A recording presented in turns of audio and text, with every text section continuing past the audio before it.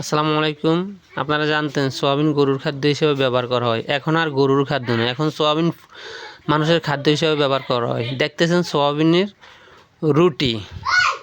এই রুটি কিন্তু মানুষের শরীরের জন্য খুব উপকারিতা। এটা হলো সোয়াবিনের কেক, যে কেক মানুষ খাইলে ভিটামিন যুক্ত হয়। এ হলো সোয়াবিনের মিষ্টি। আমাদের স্পঞ্জের মিষ্টি খাইতাম, কিন্তু এই মিষ্টিটাই হলো সোয়াবিন দিয়ে তৈরি করা হয়। এলো সোয়াবিনের ফুইং। বিভিন্ন বড় বড় হোটেলে এই ফুইং বিক্রি করা হয়। এটা হলো সোয়াবিনের সাফার ফুইং, যেটা খুব সোনারগাঁ হোটেলে বা বড় বড় হোটেলে ব্যবহার হয়। এটা হলো সোয়াবিনের বিস্কিট, খুব খেতে খুব সুস্বাদু। এটা হলো সোয়াবিনের পেঁয়াজু। এটা হলো সোয়াবিনের লাড্ডুম ভাই, দেখুন খুব সুস্বাদু।